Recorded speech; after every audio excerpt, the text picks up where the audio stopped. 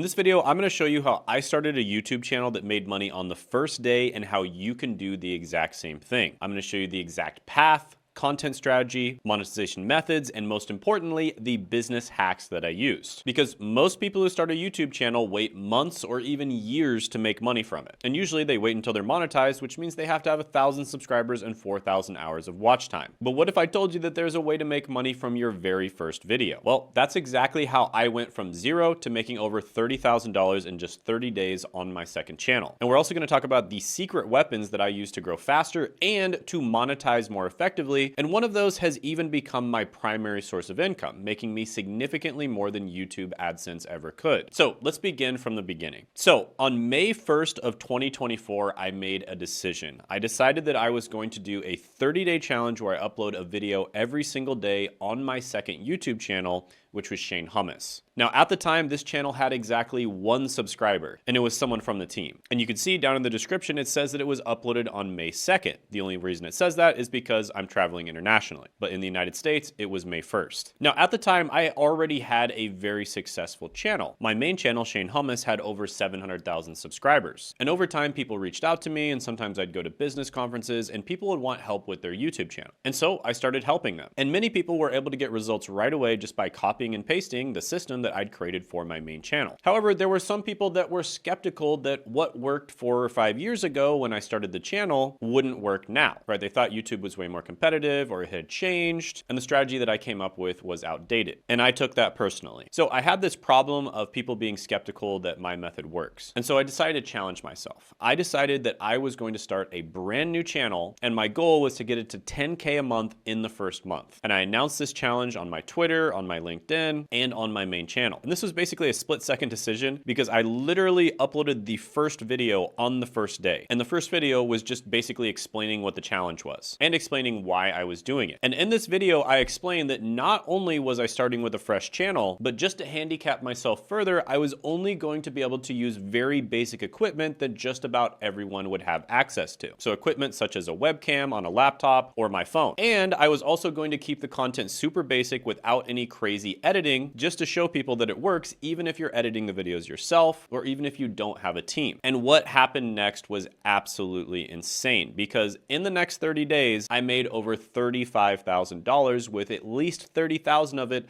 directly attributable to the second channel. And on top of that, I was able to become a YouTube partner, aka get monetized. And this is something that typically takes people about 3 to 6 months if they consistently upload. Now, by the way, guys, if you're curious about how I've grown this YouTube channel and how I make these videos so entertaining yet educational, I am going to be hosting a live YouTube training on Tuesday at 9 p.m. Eastern Standard Time, where I basically just revealed the exact strategies that I used to grow my channel to multiple 6 figures per month. So that's another free training for you. Now, one thing I will say here is when it comes to the requirements for monetization, you shouldn't wait to be monetized to start making money. Because first of all, even if you do get monetized, you're probably only going to be making a few dollars a day from AdSense. And usually it's going to take a long time to build that up. And second, there are far better ways of monetizing. So let's talk about the old way. You get to 1,000 subscribers, you get 4,000 hours of watch time. Usually this takes you several months, and that's if you're consistent. And then you get monetized just to earn pennies from AdSense. And then a year later, maybe you get lucky, you start getting some sponsorship deals where you get paid $1,000 to do a video. And maybe at that point, you're also making $1,000 a month from AdSense, but still, it's really hard to make a full-time income. The second way is making money from day one. That very first video that I uploaded talking about the 30-day challenge. So from that very first video that I uploaded, I got a client. And this was a $5,000 sale. And this is the new way of doing things. You upload videos to YouTube that solve big problems for people who actually have money, and you get paid to help those people solve those problems. So instead of chasing subscribers and watch hours, I focused on high ticket conversions from day one, and that is what you should do as well. And this shifts the entire game from volume to value. And let's be honest, there's only so many people in the world. And channels like Mr. Beast make incredible content that entertains people. So instead of trying to compete with Mr. Beast on the home page, it makes a lot more sense just to make content for a very specific demographic or niche of people, help those people with your content, and then offer even more help help in the form of a high-ticket product, service, or coaching program. And so on my channel, what I did is I served busy business owners and YouTubers who wanted to turn YouTube into a real business. So I basically just taught them how to do what I did with my first channel, right? I had a career coaching business and it wasn't doing that well. I was really struggling with client acquisition. And then I started my YouTube channel and I completely blew up my business to the point where I literally couldn't even take care of all the clients. And I had to completely change my business model. But you might be thinking, Shane, how exactly do I find this audience, right? How do I find these people who are willing to pay $5,000 or even more? Well, you find them with the 3 R's framework. And the first R is real people, right? You want to find a specific group of people that are easily identifiable with their demographics, and you want to make sure that these are the types of people that are willing to spend money. So let's just say that you're targeting IT professionals, right? This is a specific group of people that are easily identifiable. And because of the fact that we know that IT professionals oftentimes spend money on certifications and certificates in order to up-level their career, this is a great audience of people to serve because we know that they spend money. Then you want to find real problems that these people have, right? This is a painful problem typically, right? Emotion is important. They are experiencing pain with this problem and they're willing to spend money in order to fix it. So back to the example of IT professionals. We want to find a painful problem that a lot of them have. Just as an example, many of them get stuck in lower level jobs like IT help desk, where they might get paid anywhere from $40,000 to $70,000 a year, but they can't up level from there. And they really want to get to that 6-figure plus level. Then the third thing is real money. IT professionals oftentimes work remotely and they're in the United States. So people in the United States are basically rich anywhere else in the world. And you really want to find these people who are cash rich and time poor. And that's pretty much people in the US. Plus you want to find people that have money to spend on their problems. Now, an IT professional would probably be at the bottom of this list, right? They don't have the most money, but compared to the rest of the world, they do have a good amount. And so you'd take this 3 R's framework and you would figure out a way to solve their problem in a unique way. Now, this example that I gave you is actually a real example from one of my clients. Josh helps people get into IT, and then he also helps existing IT professionals level up their skills and make much more money in higher paying jobs. And he makes over $180,000 a month doing this. Another example would be my client Joaquin. He targets foreign exchange students that want to get into elite universities in the US. So these are real people and they're easily identifiable by their demographics. And these people have a real problem. It is very difficult and competitive to get into elite universities, especially if you're a foreign exchange student. Now you might be thinking, but Shane, these students don't have real money. Actually, you'd be wrong. Oftentimes people who are wealthy in other places like India, China, or Europe want to send their kids to a US and specifically a prestigious US university because it's a real status symbol. And they are willing to spend a ton of money to do this. And Joaquin was able to scale to $80,000 a month with this business. And then there's my client Wiz, who basically targets agency owners, right? A specific group of people that are easily identifiable, and he helps them solve the problem of client acquisition on Twitter and LinkedIn. And that is a very painful problem. And these people are cash rich and time poor. And he makes well over $100,000 a month. And all these people were able to make money right away on YouTube, pretty much from day one. And if you want to do this, I'm going to walk you through exactly what to do, why it works so well,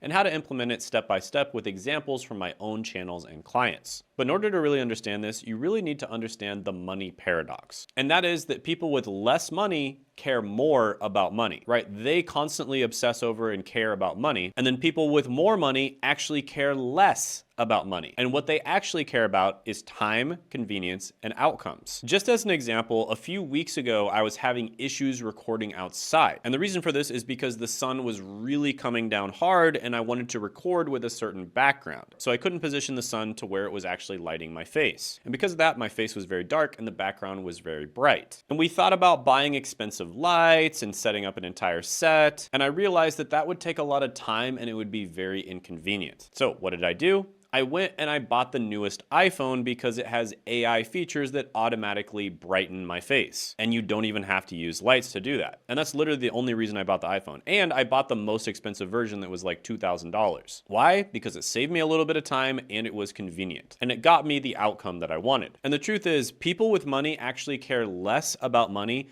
and more about outcomes, time, and convenience. People who don't have money obsessively care about every dollar, while wealthy people and businesses care more about solving problems and efficiency. And this truth should change your entire approach to monetization. And the truth is, most clients out there are going to be low budget clients. Most people out there in general don't have that much money. And because of the fact that they worry so much about money, they don't have that much time, and they have minimal engagement, because of the fact that they didn't spend that much money on your product, and they're difficult to manage. These are usually the clients that take up like 95% of your time, whereas high ticket clients are committed and easy to work with. These are the people that are taking things very seriously. They spent a lot of money and they expect to get an outcome, and they are willing to put in the work to get to their goal. And just to give you an example of this, I've had clients in the past that have paid me less than $1,000, and they're calling me at all hours of the night, expecting the world from me, basically expecting me to run their business for them and make them money. And a lot of the times these clients pay an installment, so they don't even pay the full amount of money up front. And then I've had clients that have wired me $18,000 without even thinking about it, and then they just ask me a few questions, get on a few calls with me over a 3 to 6 month period, and they reach their goals. And when you think about it, somebody who's brand new, somebody who's kind of a lower ticket client, let's just say they have to have 100 things in place in order to get an outcome, right? They have to have 100 things dialed in. When they first start with you, they probably have 5 or 10 out of 100, and you have to help them get the rest of the 90 to 95 out of 100 dialed in. Whereas higher ticket clients, usually they'll have 90 to 95% of things dialed in, and you just have to help them with the last 5 to 10%. So it's way easier to get them results, right? These types of clients only take up like 5% of your time, and they'll result in like 95% of your revenue. So it makes sense to only target high ticket clients. And when you're making your content, this is what you want to be thinking about. You want to stop thinking about how to get millions of views and hundreds of thousands of subscribers, and start thinking about how you can solve valuable problems for the specific people that are going to be your best clients. So the next question is, how do you target a niche audience who has money? Well, that's where niche 2.0 selection strategy comes in. So when it comes to identifying a profitable niche, you basically want to find people with money, and you really want to target both of these things, right? People that have money and an urgent, painful problem. Why? Because the right niche makes monetization dramatically easier in connection with the 3 R's. Now let's talk about some general niches on YouTube. So on the left side, you see some CPMs for general niches and whether or not they're good for selling digital products. And I also put whether or not you can get a lot of views with these niches. And then on the right side, I put which ones are the best. So generally speaking, personal finance, make money online, software, Forex trading, marketing, a career, YouTube niche, etc. A lot of these are very good. So this basically validates that there's a bunch of people that are generally interested in these niches, but you definitely want to go deeper than this. And by the way, if you're not aware, the 3 main like overlord niches are going to be health, wealth, and relationships. And the reason these 3 are the best is because generally speaking, almost everyone in the world has issues with one or multiple of these 3 things at any given time. Then when choosing your niche, you want to make what's called a niche hypothesis statement. And that is, I help X get Y by Z. Now you can modify this a little bit. For instance, you could say, I help X get Y by Z without A, or you can just say, I help X get Y. So just as an example, Anik Singhal, he helps entrepreneurs with online marketing and sales training. Now the reason you want to make up this niche hypothesis statement is because you want to get crystal clear on exactly who you're helping and what you're helping them with. And if you're in a little bit more of a saturated niche, you want to tag on how you're going to help them and also how you're not going to help them. So basically other things that they've already tried. So just as an example with Anik Singhal. Now Anik Singhal is pretty well known, so he doesn't have to do this. He can go a little bit more mass market. He might help entrepreneurs with online marketing and sales training using live webinars and without having to hire a sales team or spend a bunch of money on paid ads. Something like that. But when you first start, especially if you're in more of a saturated niche, you'd want to consider tacking on those other 2. So at this point, you would want to validate your demand. You can use tools like Social Blade or vidIQ in order to do this. And of course, this isn't for people who already have a business or a niche where they know there's a bunch of demand. But even with those types of clients, a lot of the time, just a subtle shift or targeting one type of person over another can be all it takes to make a ton of money. So use Social Blade or vidIQ and type in, let's say, personal finance, for example, and then click a personal brand channel. And then you can even click on related channels. Additionally, with vidIQ, you can type in different keywords and it'll actually pop up channels that rank a lot for that keyword. Now, a pro tip here is actually looking for smaller channels that have videos where the views far outpace the amount of subscribers that they have. So for instance, a channel with 10,000 subscribers and a video that got 700,000 views. This indicates that there is a massive amount of interest for that video idea. So just as an example, this is a very basic example. This person actually has the word personal finance in the channel title, Personal Finance with Ravi Sharma. Now, although it is a pretty general channel topic, personal finance, like I talked about before, you can see that he specializes in helping Australians build a foundation for retirement using real estate investment, right? So that's right there. That's the I help X do Y by Z, right? Specifically Australians. There's specific things about Australian markets that are going to be be different than any other market. He helps them retire, right? That's a big problem that a lot of people have. It's quite difficult to retire these days. And how does he do it? He does it with real estate investing. Now let's dive a little bit deeper into niche selection. And in this one, I honestly have to give credit to one of the absolute masters, which is Russell Brunson. Now he wrote a book called Expert Secrets. And in this book, he breaks down how to position yourself in a unique way. And this is specifically very good for people who are making educational content, right? Content where you are solving people's problems. And basically what you want to do for these people is you want to encourage their dreams, justify their failures, allay their fears, confirm their suspicions, and help throw rocks at their enemies. So here's an example of me doing that all in one video. The most useless degrees. In this video, I encourage people's dreams by saying some degrees out there or some career paths out there are still really good, but I justify people's failures by saying the traditional advice that you get from most people is quite bad, aka get any degree and it's going to be great. And then people end up getting a useless degree. And I guess you could also say I confirm their suspicions by saying that, traditional media, the government, etc., they kind of encourage you to get these degrees and get, $100,000 in student loan debt. I throw rocks at enemies such as colleges, the government in some cases, and also student loan financing companies. Then I allay their fears just by saying that there are other alternatives out there that are better, right? And this is the Expert Secrets method. And it is incredibly effective for targeting the right niche, getting their attention, and not just being negative about things because you don't just want to post negative content, but actually showing that, hey, there is an alternative that's going to be better. Additionally, if you want to make your channel stand out, you want to adjust what I like to call the 8 personality dials. And these are the things that can really change the personality of your channel to make it stand out, so that even if you're talking about the same exact content as other people or other YouTube channels, your viewers will still watch your channel instead of theirs. And these 8 personality dials are passion versus practicality, right? Are you someone who's very passionate about the niche, or are you someone who's just pretty practical, right? Like, are you somebody who wants to focus on lifestyle, or are you somebody who just kind of wants to focus on just making money? Then there's the channel and brand naming. This is something that can make you stand out as well. There's a lot of different ways you can do it. You can name yourself a personal brand channel, or you can name yourself what you do, or you can do both, kind of like the guy that we just talked about where he has both of those things in his channel name. Then there's positioning. So you position yourself as an expert, a learner, an enthusiast, etc. And believe it or not, I would actually say that enthusiasts get far more views than experts. For instance, just look at any niche out there. Graham Stephan is not the most knowledgeable person in the world when it comes to finance. He's an enthusiast. However, he gets the most views in the finance niche. So when it comes to positioning, expert is not always the best. Additionally, if you're kind of an intermediate or you're just starting, maybe you're just a little bit ahead of a beginner, you can share your journey of becoming an enthusiast and then an expert. And that would be positioning yourself as a learner. And this is a lot more relatable to people. And so a lot of people will watch your content because you're only a few steps ahead of them. Then you've got taxonomy. There's a lot of stuff when it comes to taxonomy, but the main one is the format of your video. So you could make videos about listicles, right? Top 5 best ways to buy a house. For instance, in the example of Ravi, you could do a how-to video, like how to buy a house. You could do a step-by-step guide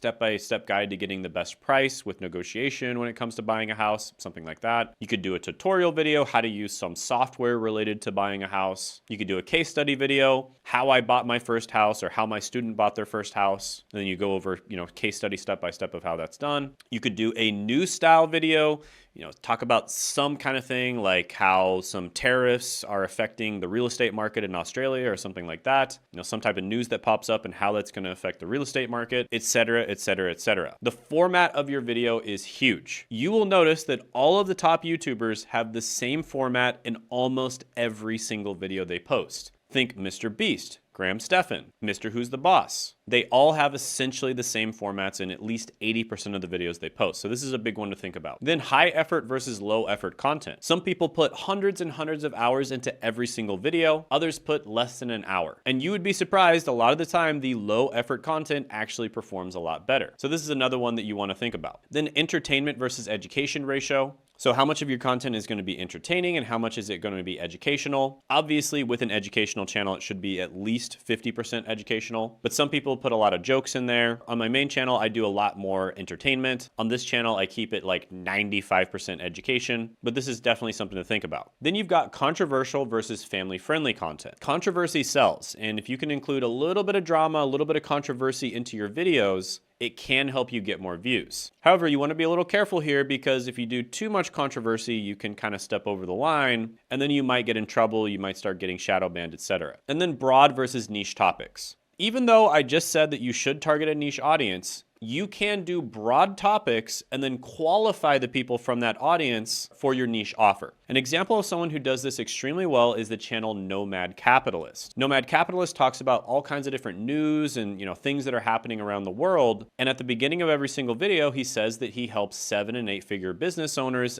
optimize their taxes and go where they're treated best. So he has a very niche audience, 7- and 8-figure business owners. There's not that many people out there who have 7- and 8-figure businesses. And what does he do? He helps those people optimize their taxes. But probably 99% of the people who watch his content are not in his target demographic. But with that being said, he probably would argue that he does reach more of his target demographic by making these mass market or broad content videos. However, if you choose to do that, there are some upsides to it, but there's also a lot of downsides. For instance, it's significantly harder to do, and your qualification process has to be significantly better, or else you're going to end up with a bunch of unqualified people getting on sales calls, which is really going to annoy you or piss off your sales team if you hire people for that. So now that you know who to target and how to position yourself, how do you make money from day one? One, you want to make sure to sell high-ticket products and services. Now, when it comes to AdSense, the average channel is making sometimes as low as $2 to $5 per 1,000 views, especially if it's an entertainment channel. Educational channels might make $10 to $20 per 1,000 views, but still, that's not all that much. However, if you're selling a high-ticket product, you are likely going to be making anywhere from $500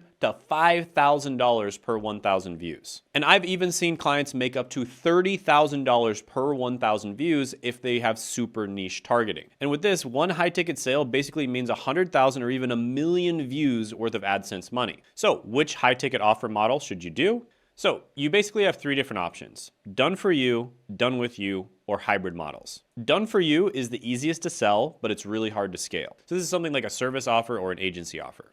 A service would be maybe doing somebody's resume for them if they're like an executive or they're trying to get into a finance role, and you can charge thousands of dollars to do that. Or maybe a recruiting offer where you're actually placing someone into people's businesses. And again, you can charge thousands of dollars for that. In fact, I have one client who charges $50,000 to place a specific position into tech companies' businesses. And this client only gets a couple hundred views per video, and last year he made $2 million.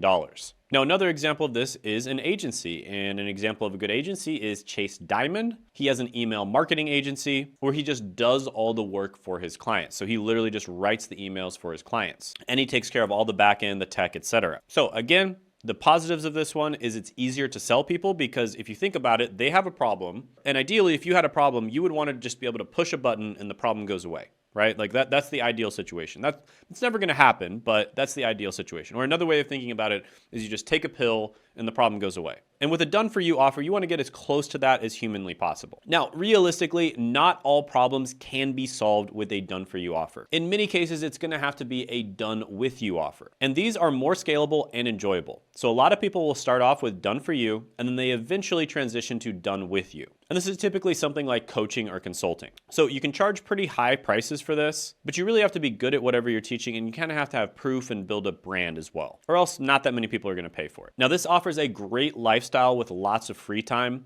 I also personally just think that teaching is something that you love, and it's something that's very fulfilling for most people. And here's an example of one of my clients that does this. He owns the business My Consulting Offer, and he helps people become management consultants. Now, ideally, you want to make a hybrid model. So the way this works is the things that can be done for you and the things that you can automate and the things that would be very valuable for the client, you do done for you.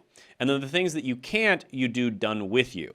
So with a hybrid model, this actually offers the best of both worlds. So this is what we do in our business, for instance. We teach people how to grow and monetize YouTube, but one of the service offers that we provide is we will actually hire, train, and place social media managers, video editors, and scriptwriters into people's businesses. And then we offer training on the side, not only for the employees that we place, but also for the business owner and their team as well, right? So that's the coaching component. And another example of a hybrid model is Boyd Cluess. He did something very clever. He helps technology professionals get into a very specific high-paying cybersecurity role called PCI compliance. And this is a role where you can make upwards of $200,000 a year, and there's a massive shortage of people who have the right skills. And so he's actually making money on both sides because people pay him $17,000 to get trained for the cybersecurity role, but then on the other side, companies will actually also pay him a placement fee after he trains those people if he places them into businesses. So he's actually getting paid from both sides. And this is a brilliant model that I see more and more people doing. Cole Gordon is another example of this. People pay him to become high-ticket closers, and then he also gets paid to place the people after they've reached a certain level of competence. So which price range best aligns with my perception of value and need? You might be asking yourself this. Well, English with Lucy, I met her at a business conference, very nice lady, and a lot of her products are $27 to $97.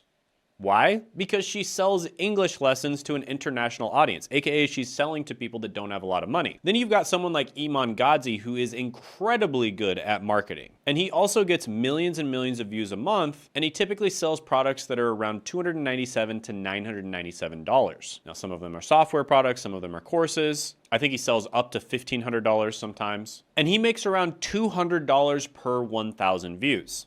So very good for a mid-ticket product, but still, you have to get millions of views to make this work. And he makes $1 to $2 million a month. Then you've got Boyd Cluess, who makes about $1.5 million a month teaching people how to get into a very specific cybersecurity job that pays around $200K per year, PCI compliance. His coaching program is $17,000, and he's making around $7,000 per 1,000 views. Right, so he's making around 35 times more per 1,000 views than Iman Gadzhi. And therefore, even though he only has to get a couple 100,000 views a month, he's still absolutely crushing it, making around the same amount of money. So this is why I always recommend doing high ticket. Iman Gadzhi at one point had a team of over 100 people working on his YouTube channel and his social media presence. Boyd Cluess probably has a tiny team of maybe a video editor and a scriptwriter, and that's about it. So if you want to make a ton of money without having to have a super high production setup, this is what I recommend doing. Sell high ticket. Now, if you haven't created a structured offer yet,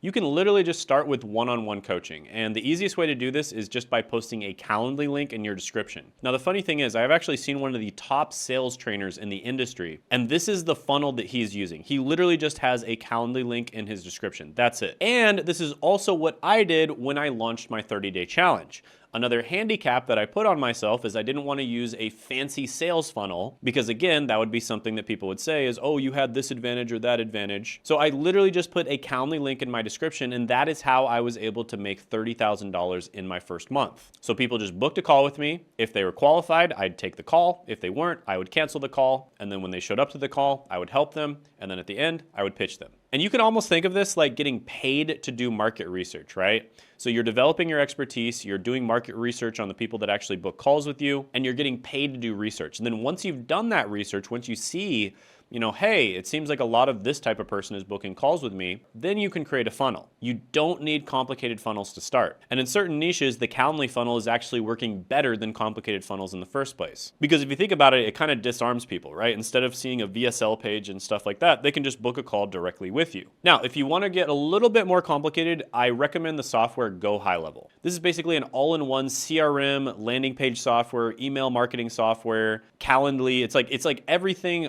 all put into one piece of software. And it's pretty easy to use. They have exceptionally good customer service. They have lots of templates for different types of businesses. They just make it incredibly easy for you to set up a funnel and set up your entire system. So for beginners, this simplicity is absolutely invaluable. Now you might notice that I still use ClickFunnels, and the reason for that is partially because we're already kind of dialed into their system and we just don't want to redo everything. And the second is, I do think if you use the in-class best piece of software for each of the individual steps, that I think it might be like 10 to 20% better. And I have a dedicated IT person and funnel builder, so you absolutely don't need to do that. Go High Level is completely fine. And what's even crazier is you can set up your channel to have multiple income streams and even make more money. And this is with the cash code system. So high ticket offers should be your base, and this should be your main way of making money because it's the easiest way to make money. But how do you have revenue strategies for expansion and growth? And how do you maximize your opportunities for cash flow? Well, you do it with the cash code system. And one of my favorite ways is affiliate marketing. So just as an example, Go High Level, one of the companies I just talked about, has a great affiliate system. And there are people right now that are making over $1 million a year just promoting Go High Level. And so you can put affiliate links in your description and you can make a ton of extra money by doing that. I personally make 6 figures a month just from affiliate income alone. Now the question is, how do you find good affiliate marketing opportunities? Well, the easiest way is to just simply research your competitors. Another way is to look at products, software, services, etc. that you're already using, and then just simply check the website footers. You can Control F and put affiliate or partner or referral, and a lot of the time they'll have a program for that. And then additionally, you can directly outreach to those people too. Or once you've grown your channel a bit, if you're watching this and you have a channel that's already pretty good, they'll probably start outreaching to you. So you can see Course Careers is one affiliate partner that I've promoted heavily. They basically help people get into entry-level jobs without the need for a college degree or previous experience. And you can see at the bottom of their website, they have an option to join their affiliate program. You click on that, it goes here, and then you can basically apply to join. Thomas Gannett, for instance, is one of those people who is making over $100,000 a month in passive income just by simply promoting Go High Level. Sponsorships are another great way to make money. Now, this isn't my favorite way. I think there's a lot of downsides to this, but basically you get paid a flat fee to either do a dedicated sponsor video where the entire video is about the company, or an integration where you simply integrate that company into the videos that you're already making. And you can get the flat fee, and then you can also additionally negotiate affiliate revenue too. So every single time a person buys, you might get an additional 20%. So yeah, companies pay creators for promotions. The typical rates are gonna vary based on views and niche. There's a fee structure. It often includes a flat fee and then also commissions. But the problem is you have less creative freedom. And you can see that, bad things can happen. Just as an example, FTX. All the freaking finance YouTubers were promoting FTX, right? All the biggest YouTubers in finance. And unfortunately, FTX collapsed. And it wasn't just finance YouTubers. It was like Tom Brady. It was a bunch of celebrities. It was literally like venture capitalist-backed firms. Everyone fell into the FTX hype. But unfortunately, the finance YouTubers caught a lot of flack when FTX collapsed.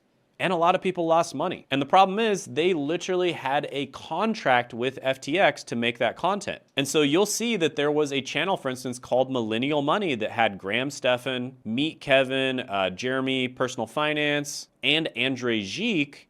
And they literally had to shut down the entire channel because every single video they made was sponsored by FTX. And you can't go back on that. It's a contract, right? So there are a lot of downsides to taking sponsorships. With that being said, I do have some good sponsorship relationships. I have a great relationship with Coursera, for instance, and they give me a lot of creative freedom. And if you have an entertainment channel, you pretty much have to rely on sponsorships, which sucks. But with an education channel, you can make money in many, many different ways. And also another thing that sucks about sponsorships is the negotiation process. And I highly recommend not negotiating your own sponsorships.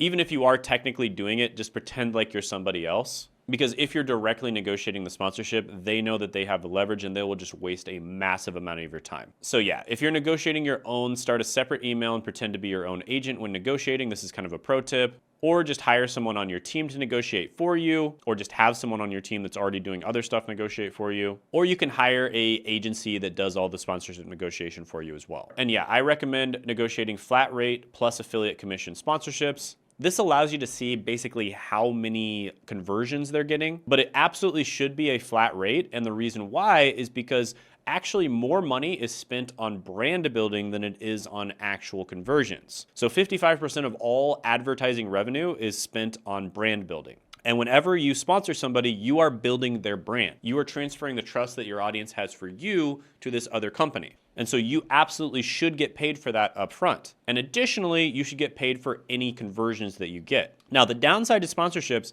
is that you have much less creative freedom over the types of videos you make, which sucks. And another downside is that if the company turns out to be a scam or the CEO is an idiot, if you sponsored them, it will make you look really, really bad. So this is an example of someone doing a sponsored video, betterhelp.com, and it can be really good for certain channels.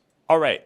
Another one is low ticket digital products. Now, I'm not a huge fan of this unless you're in one of those niches where your audience truly does not have money. An example of that would be English with Lucy. She's teaching English lessons to people a lot of the time from like third world countries, so they don't have a lot of money. So you have to price your stuff lower.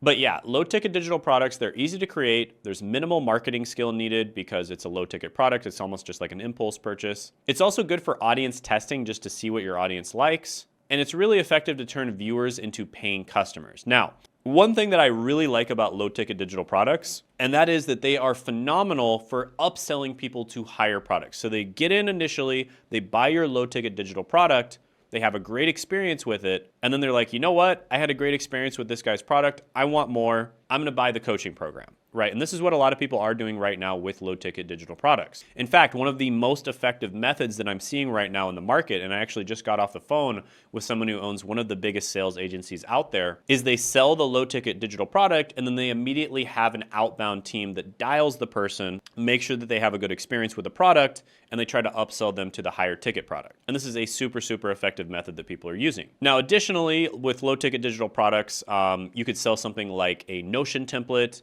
Here's an example of someone, Thomas Frank explains, even though he has a relatively small channel here, he's making over $100,000 a month selling Notion templates. And that's actually more than his massive 3 million subscriber channel, which is pretty crazy to think about. Another example of this is selling resume templates or thumbnail templates, that kind of thing. So this can be good for the right type of person and the right type of channel. Next, we've got medium ticket products. So this is usually in the 300 to 2,500-ish range, sometimes up to 3,000. And these typically require really good marketing, right? In order to sell something without getting someone on the phone, but it's still a bit of a higher price, like $300 to $2,500, you have to have really good marketing. So an example of someone who does this well is Iman Gadzhi. And he has a very sophisticated marketing funnel set up. I mean, insanely sophisticated. Do not recommend this for the average person.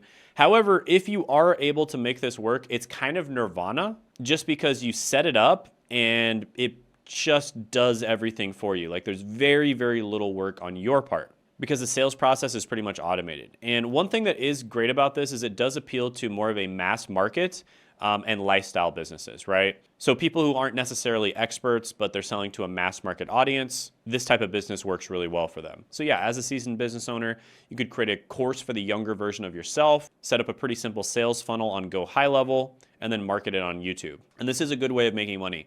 I have a friend who could easily be making, $500,000 a month with his high ticket coaching program, but he basically decided to turn it into a course, and he makes anywhere from $50,000 to $100,000 a month doing that. And the reason he does it is simply because of lifestyle. He just wants to have a better lifestyle. He could be making 5 to 10 times more money selling it as a high ticket coaching program with a sales team and then a little bit more work on the back end, but it's just not worth it for him. He cares about lifestyle. He doesn't want to have to do any work, and so he chooses to sell courses. All right, guys, for 1 month only, we are accepting people into our coaching program, Content Growth Engine, where we help you to grow and make money from your personal brand. Now, this can apply to people who are just trying to get a better job, just grow their personal brand to get a better job. Literally the best way to do this. For instance, one of our clients, Josh, was able to get an offer from 2 different FANG companies, which are the hardest companies in the world to get into, even harder than Ivy League universities.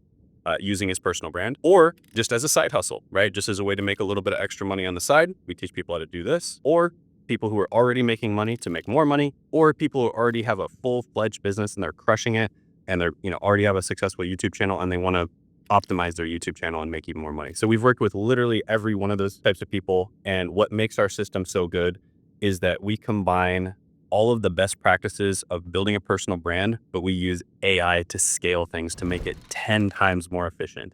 It's something that no one else has ever discovered. It's an amazing opportunity, and that's why I'm so excited to share it with you. So we are accepting 3 to 5 people into the first cohort. You need to be very dedicated, right? Do not apply if you're not super dedicated to growing your personal brand. So you have to be serious, you have to be dedicated, you have to be willing to put in the time, effort, and money that it takes to grow a personal brand. So if that's you, go ahead, apply in the description in the pinned comment below, and hopefully we get to work together.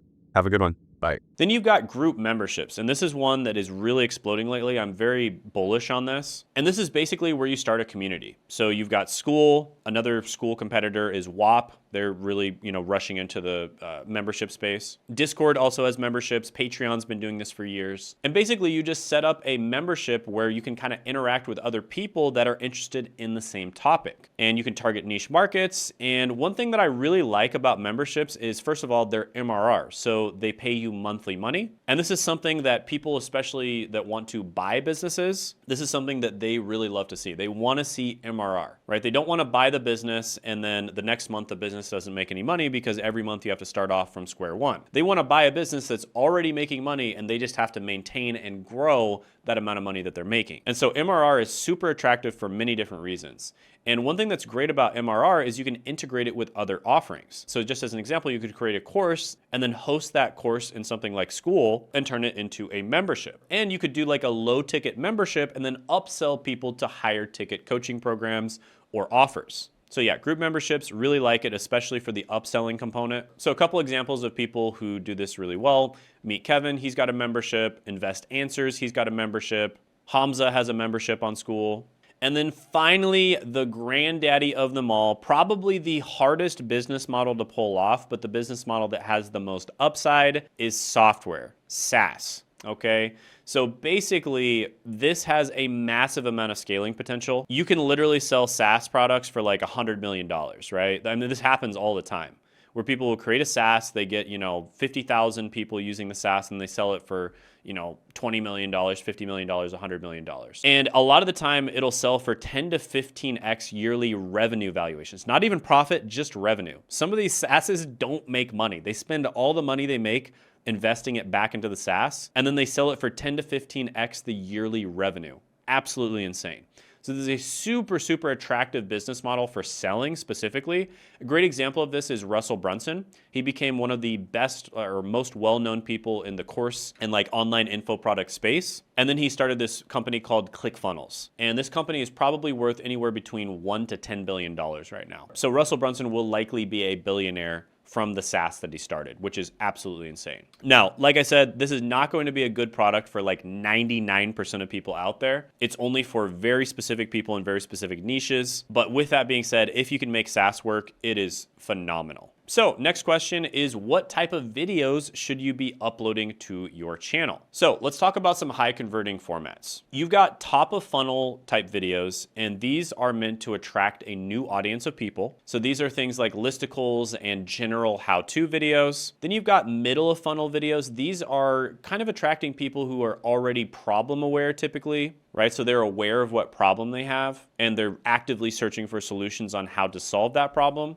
So this would be something like specific how-to videos and non-student case studies. So doing a case study on like Alex Hormozy, for instance. And then you've got bottom of funnel videos, and these are meant to convert people, right? So middle of funnel meant to kind of nurture people. Bottom of funnel is meant to convert.